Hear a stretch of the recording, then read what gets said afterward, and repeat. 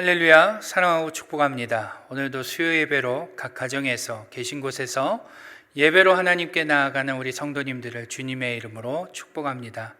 오늘도 우리가 마음과 뜻과 힘을 다하여 하나님께 예배드리는 귀한 시간이 되기를 바랍니다. 우리 이 시간 다 함께 찬송하시겠습니다. 찬송가 270장입니다.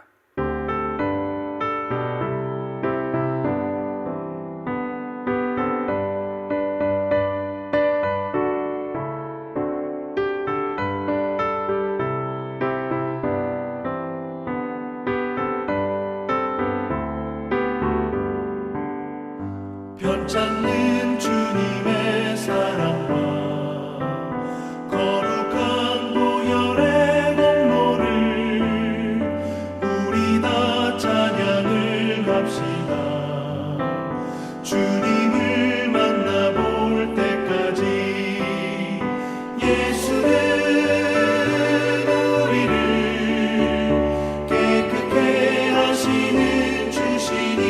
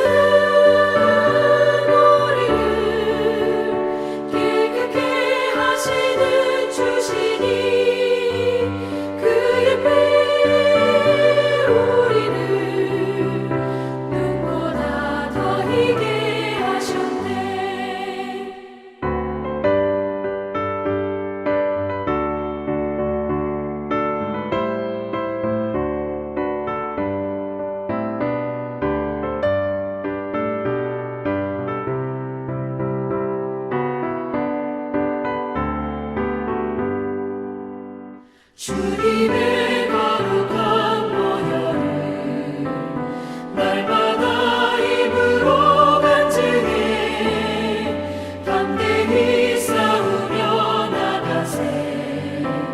천국에 들어갈 때까지 예수는 우리를 깨끗게 하시는 주시니 그의 피 우리를 눈보다 더 희게 하셨네. 십자가 단단히 붙잡고 날마다 이기며 나가세. 머리에 면류관 쓰고서 주 앞에 찬양할 때까지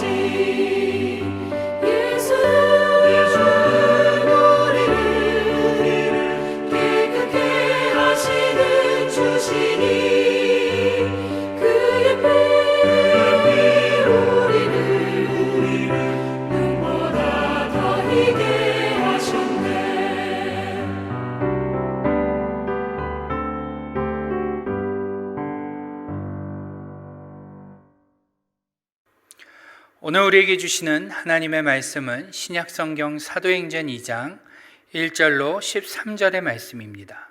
신약성경 사도행전 2장 1절로 13절의 말씀입니다. 제가 봉독하겠습니다.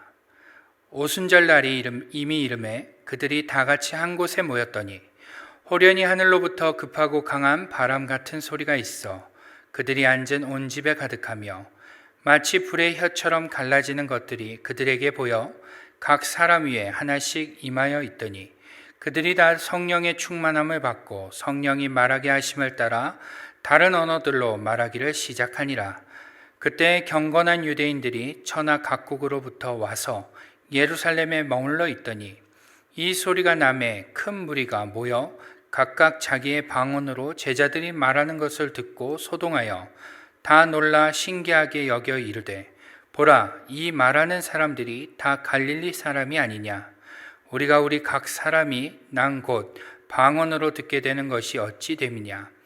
우리는 바데인과 메데인과 엘람인과 또 메소포타미아, 유대와 갑바도기아, 본도와 아시아, 부르기아와 밤빌리아, 애굽과 및 구레네에 가까운 리비아, 여러 지방에 사는 사람들과 로마로부터 온 나그네 곧 유대인과 유대교에 들어온 사람들과 그레데인과 아라비아인들이라.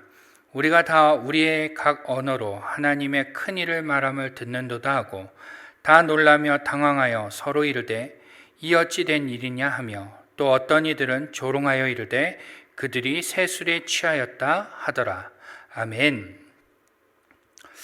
여러분, 오늘 우리가 읽은 이 사도행전은요, 우리가 너무나 잘 아는 말씀이라 생각이 되는데요, 흔히 말해서 성령 강림의 사건이 있는 그러한 본문이라고 할 수 있습니다. 그렇다면 제가 한번 여러분께 질문을 드려보도록 하겠습니다.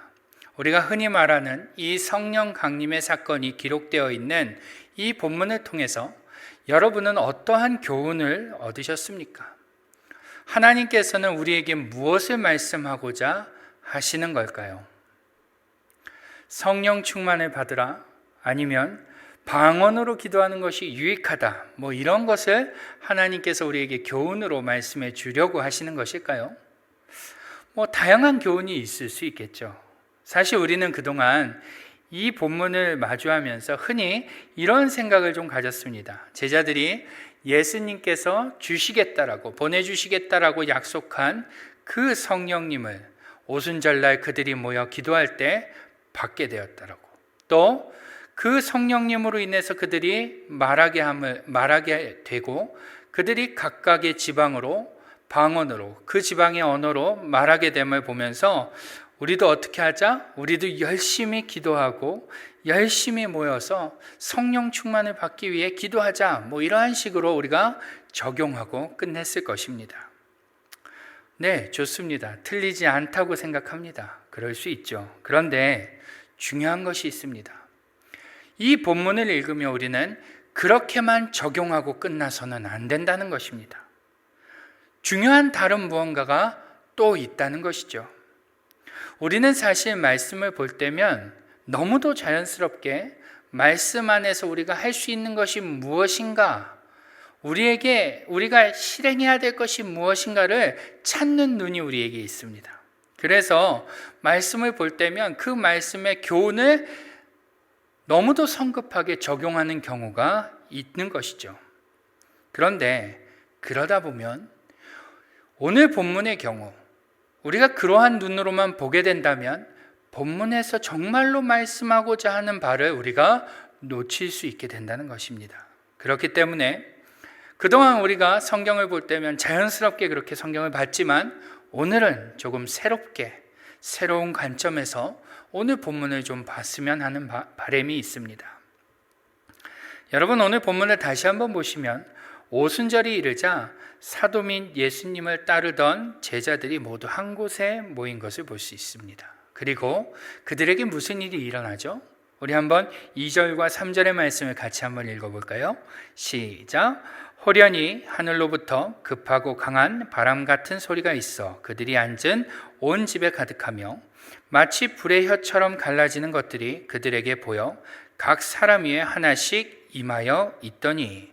아멘. 그렇습니다. 그들이 모여있던 곳에 급하고 강한 바람 같은 소리가 가득하게 되더니 갑자기 각자에게 불의 혀 같은 것이 임하는 것이 있었다라고 성경은 기록하고 있죠.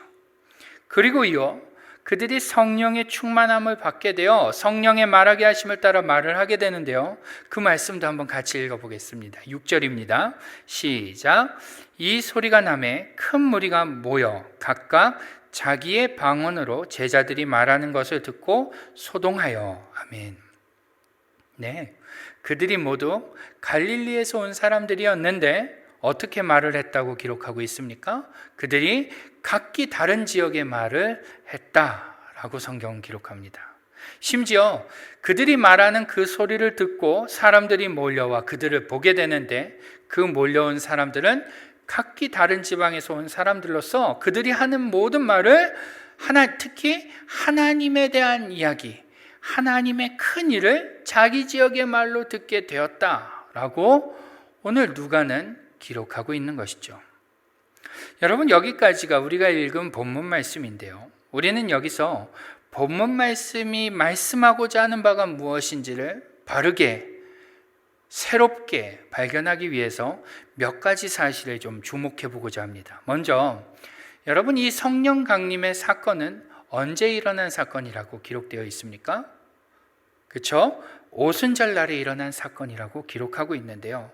당시 유대인들에게는 세 개의 큰 절기가 있었습니다. 첫째는 유월절, 두 번째는 칠칠절, 오순절이라고 하는 칠칠절, 세 번째는 초막절, 수장절이라고도 하는데요. 이 초막절. 이 유대인들에게는 이 세 절기가 가장 큰 절기였는데, 특히 오순절은요, 유월절을 시작으로 50일, 오순이 되는 날을 가리켜서 오순절이라고 합니다.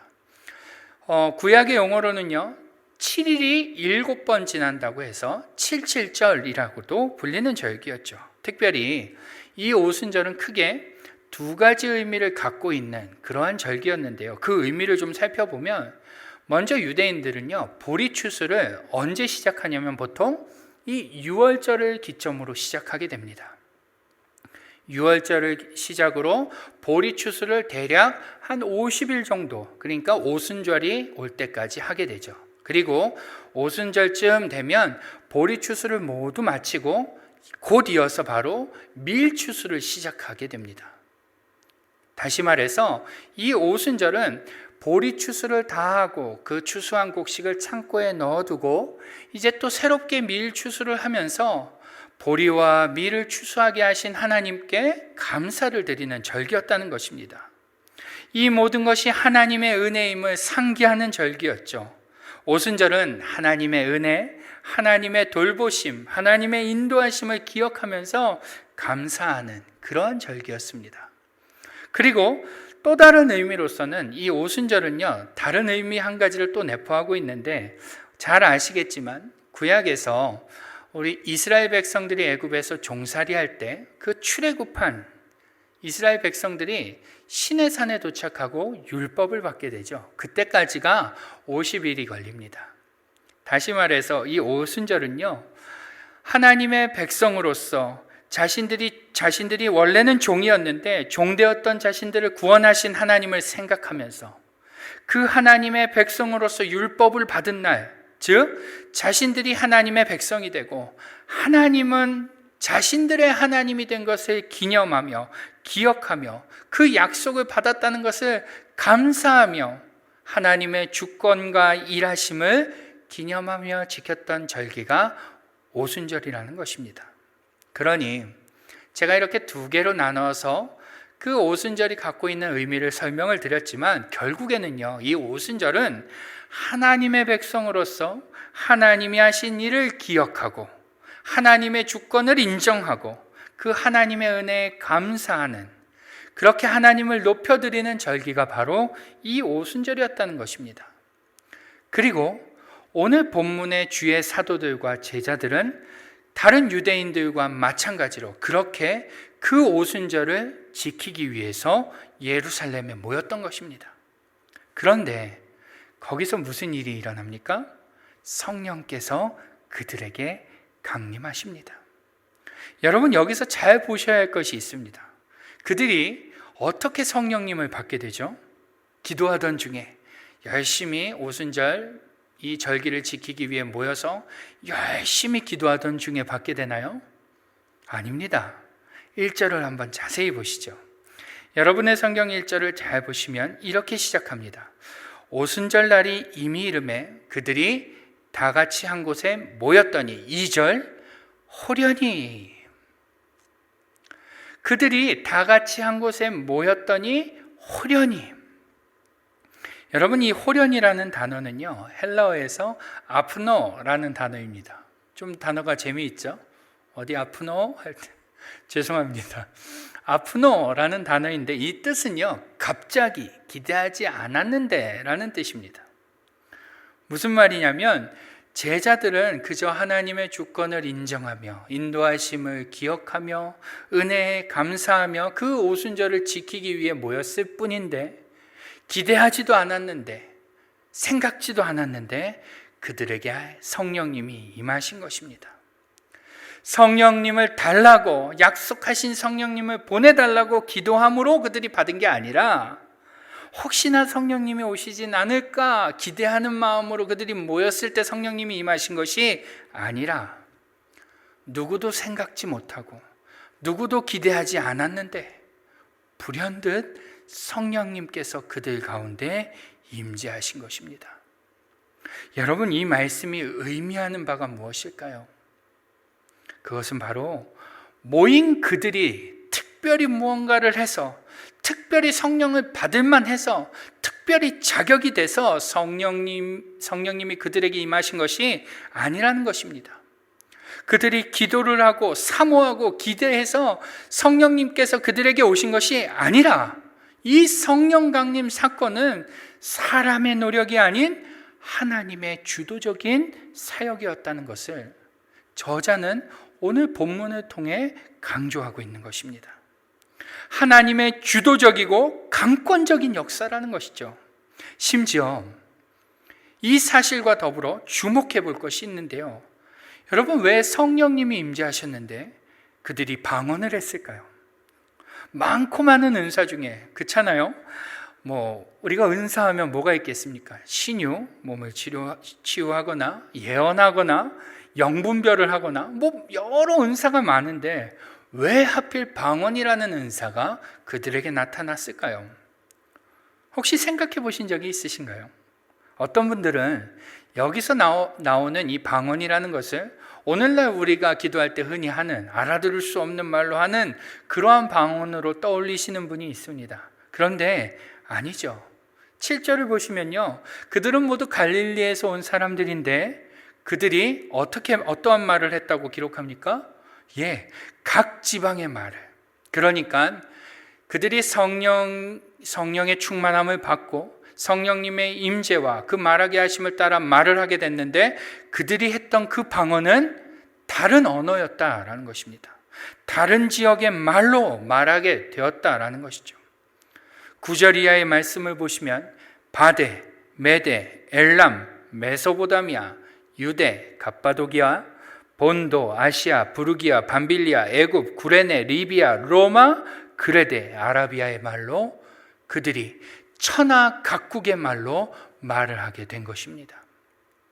왜 성령님이 임재하셨는데 이러한 역사가 나타났던 걸까요?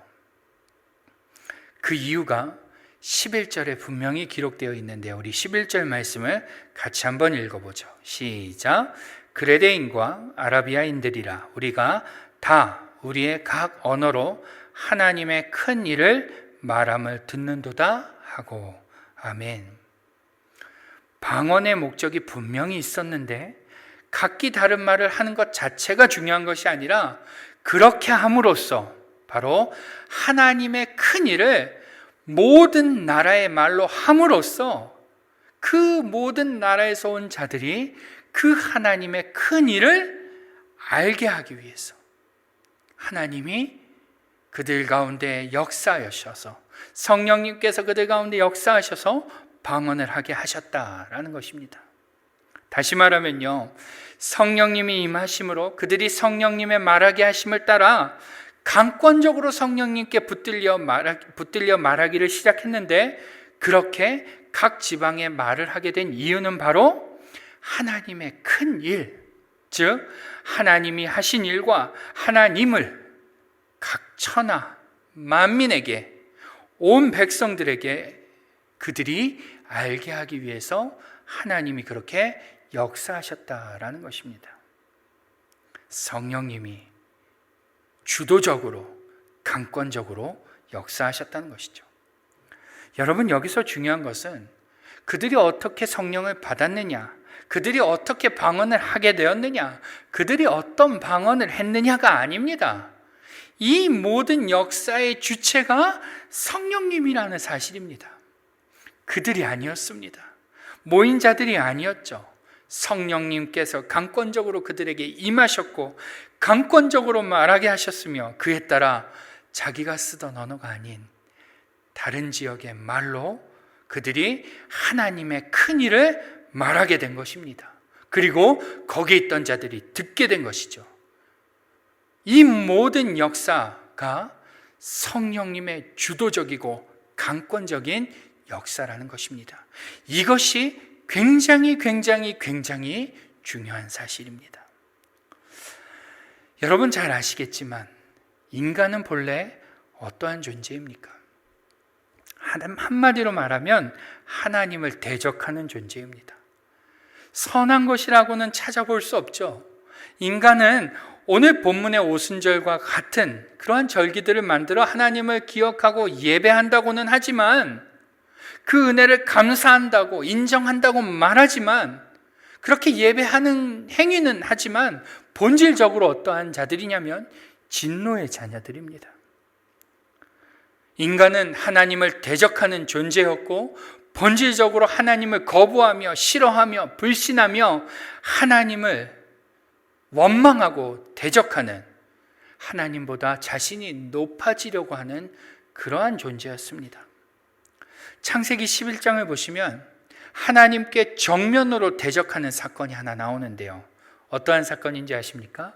네, 바로 바벨탑 사건입니다. 잘 아시겠지만 이 바벨탑 사건은요, 단순히 탑을 쌓은 사건으로 말할 수 없습니다. 이 바벨탑 사건을 잘 보시면 그 사건, 바벨탑 사건이 있기 바로 전에 한 사건이 나오는데요. 바로 노아의 홍수 사건, 노아 때 있었던 홍수 사건이 기록됩니다. 하나님이 노아 시대 때 인간들의 완악함과 그들의 죄로 홍수로 그들을 심판하십니다.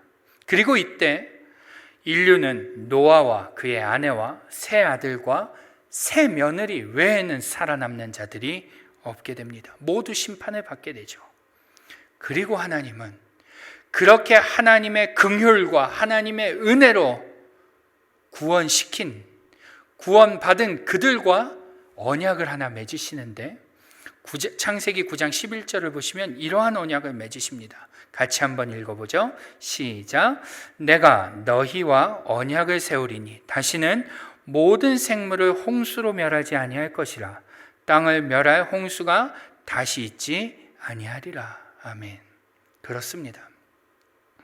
하나님께서 노아와 노아의 가족들을 구원시키시고 그들과 언약을 맺는데 뭐라고 하세요? 두 번 다시 내가 홍수로 이 땅을 심판하지 않겠다라고 약속보다 더 무거운 것이 언약입니다. 언약을 하시는데요. 그렇게 하나님께서 그들과 약속을 하셨는데 심지어 노아가 살아있음에도 불구하고 인류는 무엇을 합니까? 바벨탑을 쌓는다는 것입니다. 홍수로 멸하지 않겠다. 내가 홍수로 다시는 심판하지 않겠다. 그러니 염려하지 말아라. 두려워하지 말아라. 라고 무지개까지 보여주시면서 약속을 하셨는데 사람들은 그 하나님의 약속을 믿지 않았던 것입니다. 그래서 그들은 홍수가 와도 끄떡없을 만한 그러한 높은 성을 쌓으려 한 것이죠. 그들은 신실하신 하나님을 불신하며 은혜 베푸신 하나님을 기억하지 않으며 언제든 하나님이 변덕을 부릴 수 있으니 하나님이 심판해도 끄떡없도록 우리가 흩어지지 않도록 우리의 성을 견고하게 쌓아서 높이 올리자라고. 그래서 우리가 우리의 이름을 드러내고 하나님이 우리를 심판하지 못하도록 하자. 그렇게 우리의 이름을 드러내고 흩어짐을 면하자라고 그렇게 탑을 쌓으며 하나님께 정면으로 대적한 것입니다.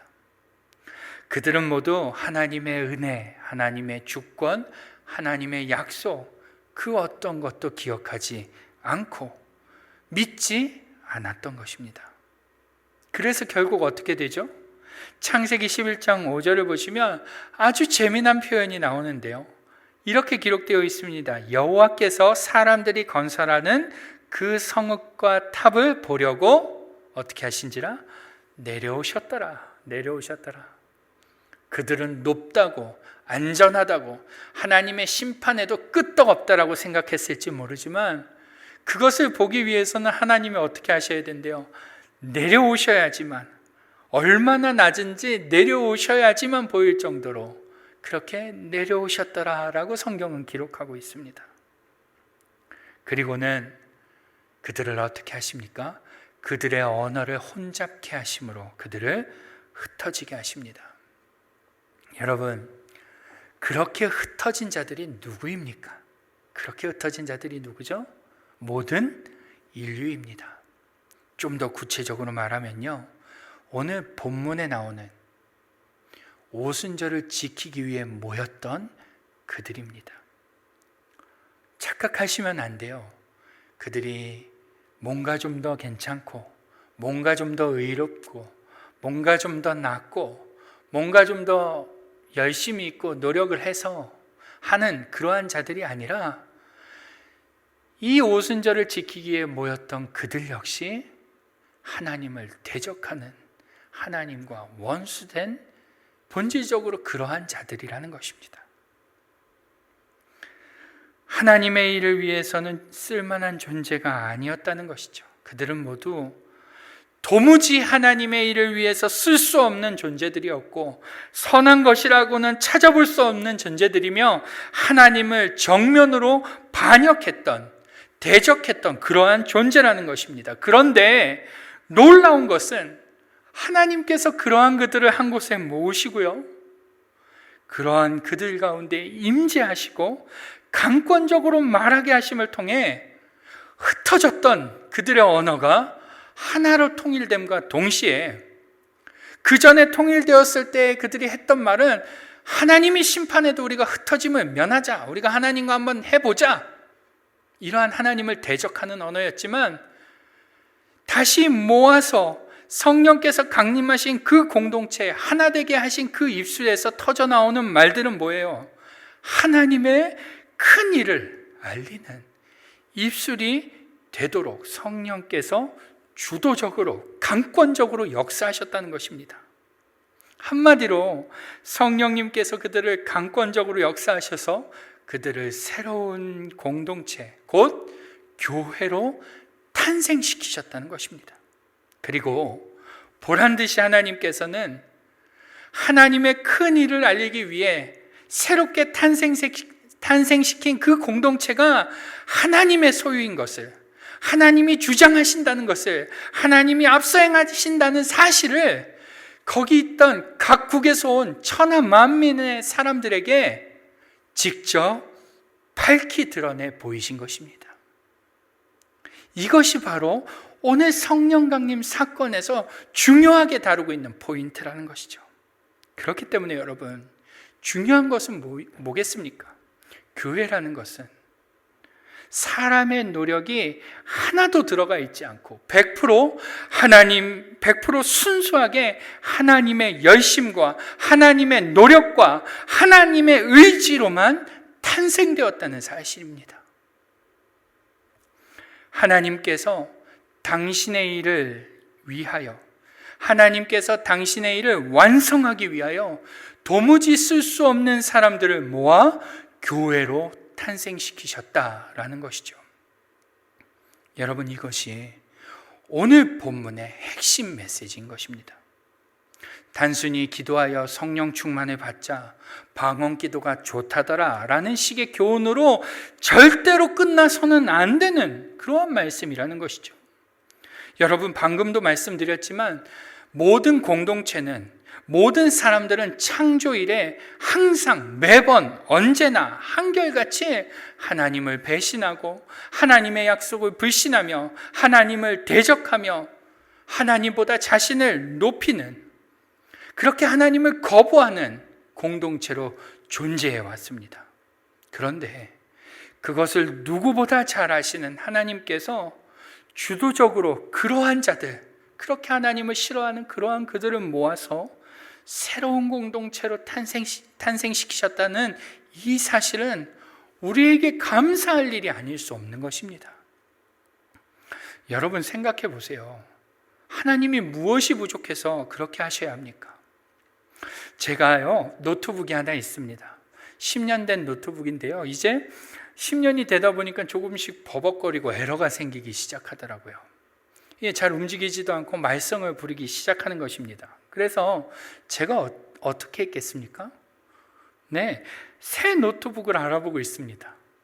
구매 방법을 알아보고 어떻게 사면 좋을지 알아보고 있어요.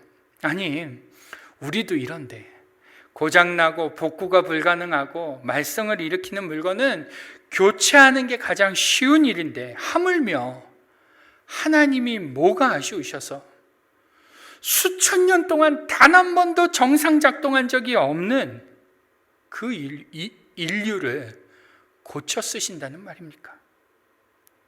여러분, 하나님의 입장에서 우리를 고쳐 쓰는 대가가 얼마나 참혹하고 혹독했는지 우리는 잘 알지 않습니까?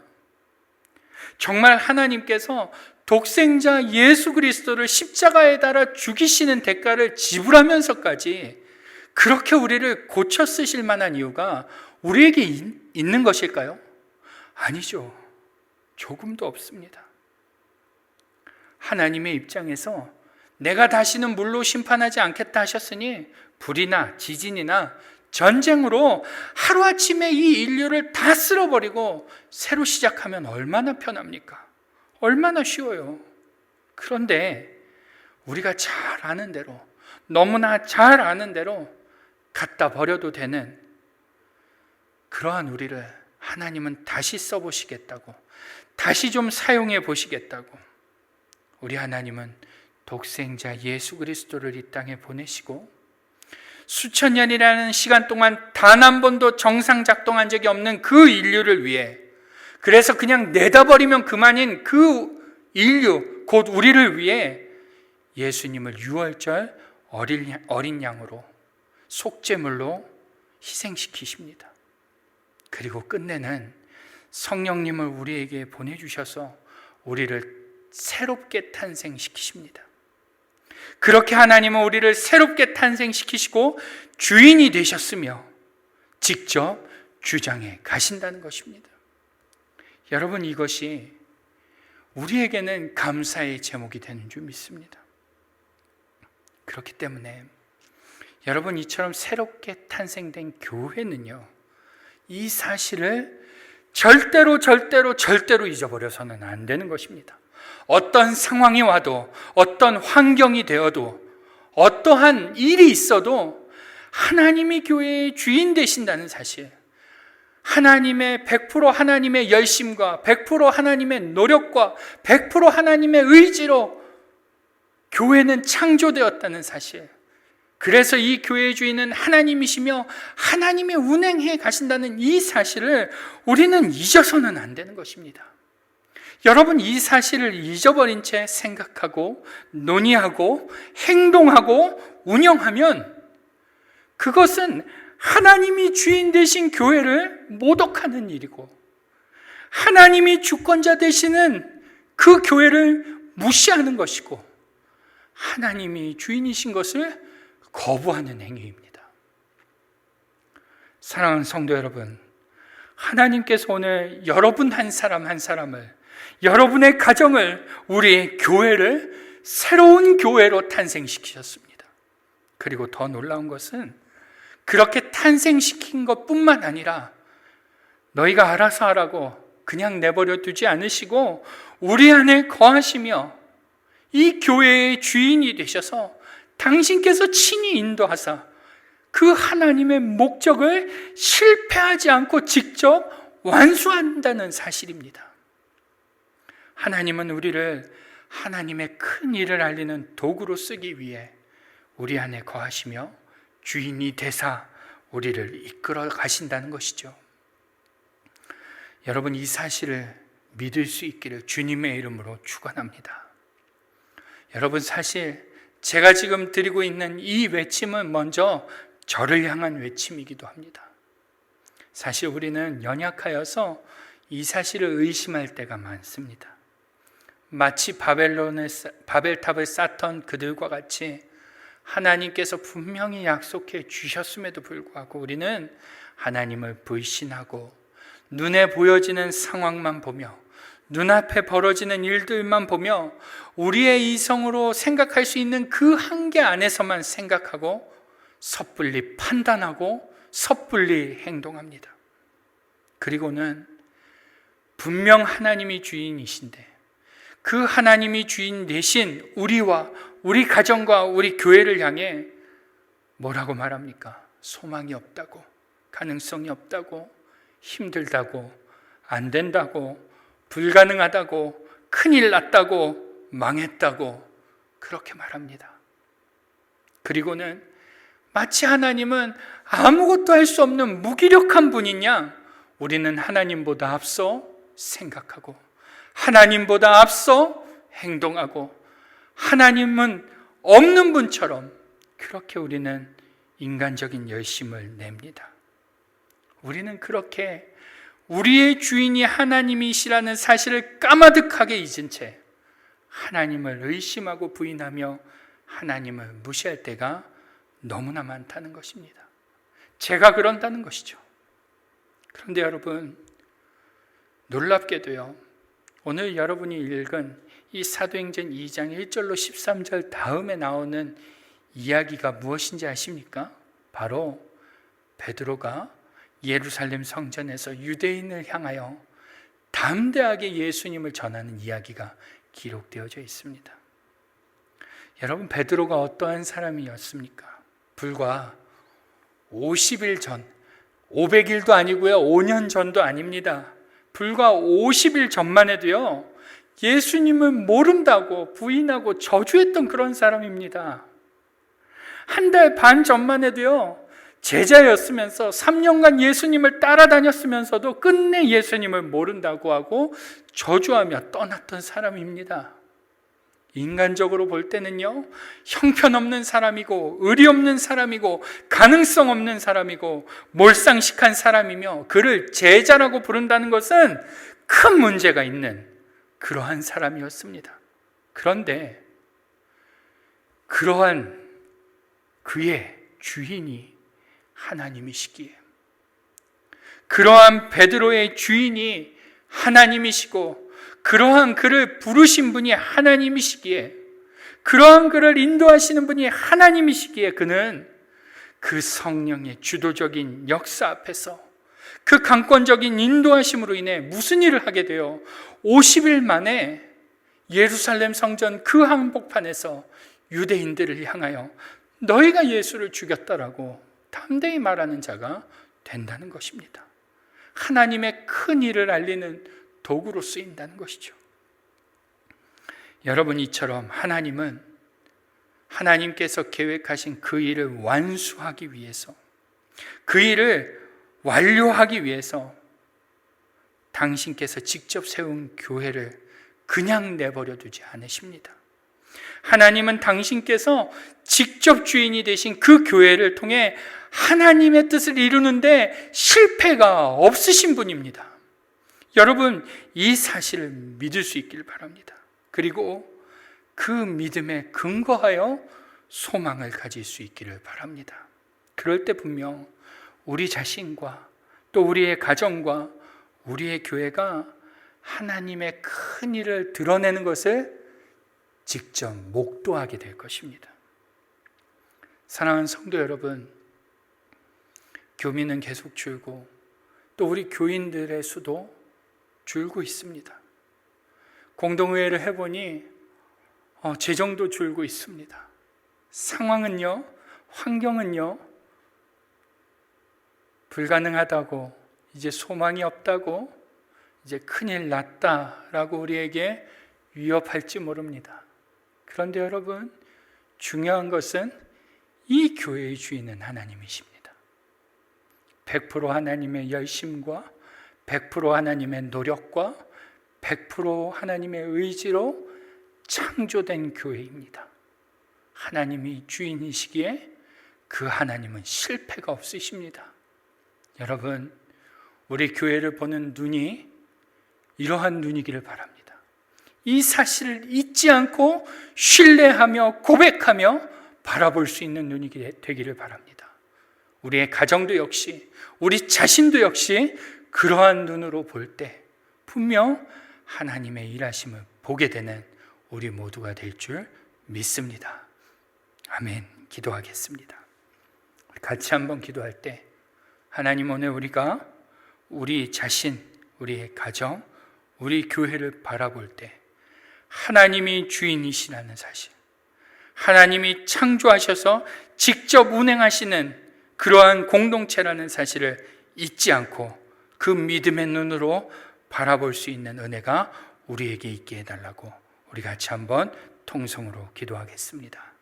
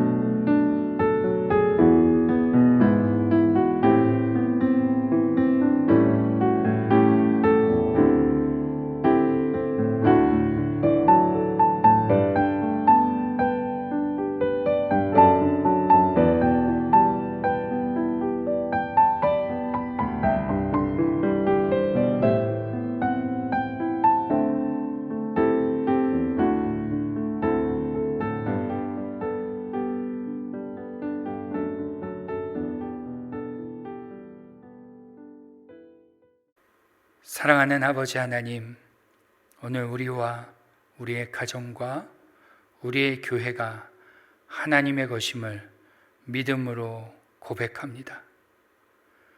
하나님께서 당신의 열심과 당신의 노력과 당신의 의지로 이 공동체를 새롭게 창조하셨으며 이 공동체의 주인이 되셔서 직접 운행해 가심을 우리가 신뢰하오니, 그렇게 창조된 우리가 이 사실을 잊지 않게 하여 주옵소서.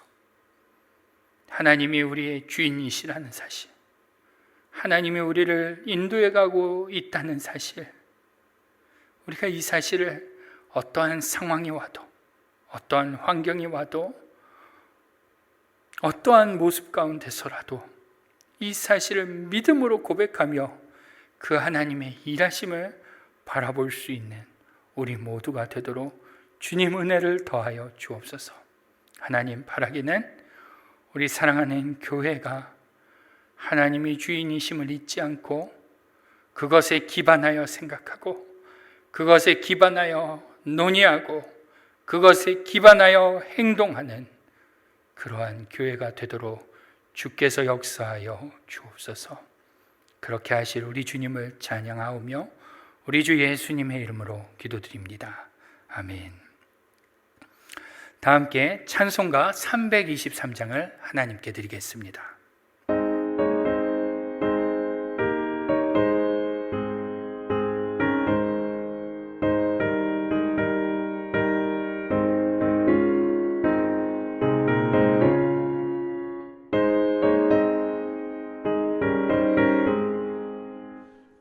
부름마다 나서니모 어디든지 가오리다.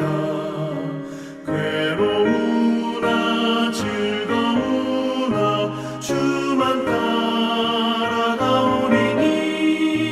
어느 누가 막으리까. 죽음인들 막으리까. 어느 누가 막으리까. 죽음인들 막으리까. 아골골짝 빈들에도 복음 들고 가오리다. 소돔 같은 거리에도 살아남고 찾아가서 종의 몸에 지닌 것도 아낌없이 드리리다. 종의 몸에 지닌 것도 아낌없이 드리리다.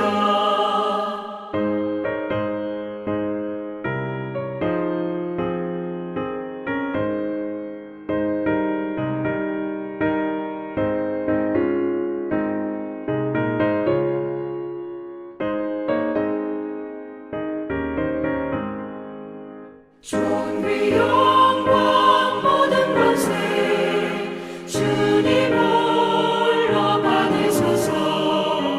멸시천대 십자가는 제가 지고 가오리다. 이름 없이 빛도 없이 감사하며 섬기리다. 이름 없이 빛도 없이 감사하며 섬기리다. 아멘.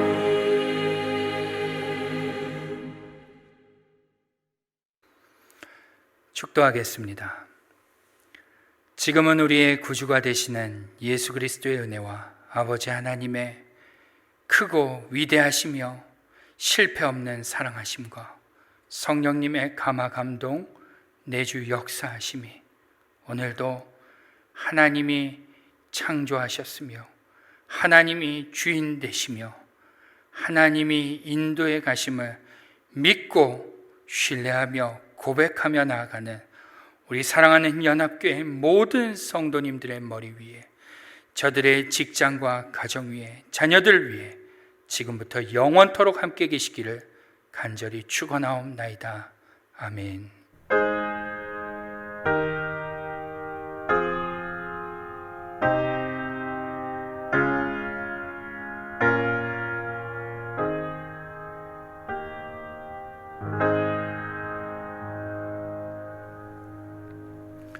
예배를 마쳤습니다. 남은 하루도 주님 안에서 평안한 하루가 되시기를 바랍니다.